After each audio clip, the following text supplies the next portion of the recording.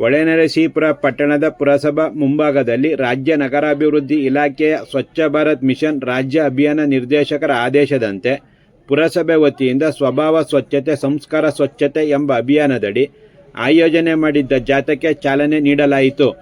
ಮುಂದಿನ ಪೀಳಿಗೆಗೆ ಉತ್ತಮ ಪರಿಸರ, ಸ್ವಚ್ಛ ಗಾಳಿ ಹಾಗೂ ಸುಂದರ ನಗರವನ್ನು ನೀಡಬೇಕಿರುವ ಜೊತೆಗೆ ನಮ್ಮಗಳ ಆರೋಗ್ಯ ದೃಷ್ಟಿಯಿಂದ ಪಟ್ಟಣದ ಸ್ವಚ್ಛತೆಗೆ ಹೆಚ್ಚಿನ ಆದ್ಯತೆ ನೀಡೋಣ ಮತ್ತು ತಾಯಿ ಹೆಸರಿನಲ್ಲಿ ಒಂದು ಮರವೆಂಬ ಪರಿಕಲ್ಪನೆಯಲ್ಲಿ ಗಿಡ ನೆಟ್ಟು ಪೋಷಿಸುವ ಸಂಕಲ್ಪ ಮಾಡೋಣವೆಂದು ಪುರಸಭಾಧ್ಯಕ್ಷರಾದ ಕೆ. ಶ್ರೀಧರ್ ಕರೆ ಕೊಟ್ಟರು.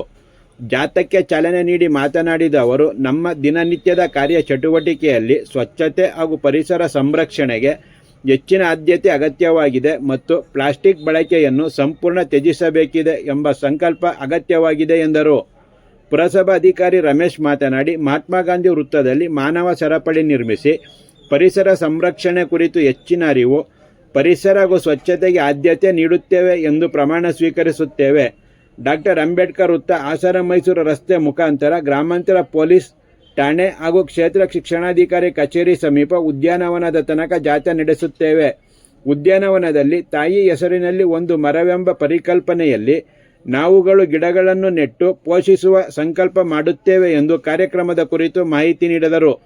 ಪುರಸಭಾ ಮಾಜಿ ಅಧ್ಯಕ್ಷೆ ಜ್ಯೋತಿ ಮಂಜುನಾಥ್, ಪುರಸಭಾ ಸದಸ್ಯ ಎ. ಜಗನ್ನಾಥ್, ಸಮಾಜ ಸೇವಕರಾದ ಶಂಕರನಾರಾಯಣ ಐತಾಳ್, ಪುರಸಭಾ ಪರಿಸರ ಇಂಜಿನಿಯರ್ ರುಚಿದರ್ಶಿನಿ, ಅಧಿಕಾರಿ ಪಂಕಜ, ಆರೋಗ್ಯಾಧಿಕಾರಿ ವಸಂತ್ ಹಾಗೂ ಇತರರು ಕಾರ್ಯಕ್ರಮದಲ್ಲಿ ಉಪಸ್ಥಿತರಿದ್ದರು.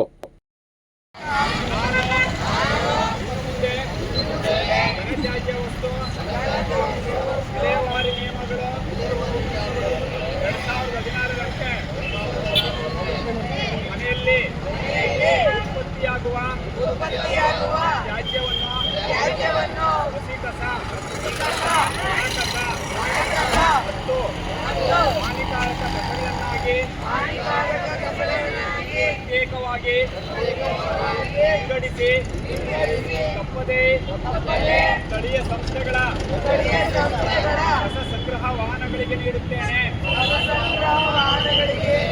ಯಾವುದೇ ರೀತಿಯ ಕಸವನ್ನು ಹೊರಗಡೆ ಎಲ್ಲೂ ಎಸೆಯುವುದಿಲ್ಲ ಮತ್ತು ಪ್ಲಾಸ್ಟಿಕ್ ಅನ್ನು ಬಳಸುವುದಿಲ್ಲ. ಹಸಿ ಕಸವನ್ನು ಮನೆಯಲ್ಲಿಯೇ ಸಂಸ್ಕರಣೆಗೊಳಿಸಲು ಅಗತ್ಯ ಕ್ರಮ ವಹಿಸುತ್ತೇನೆ.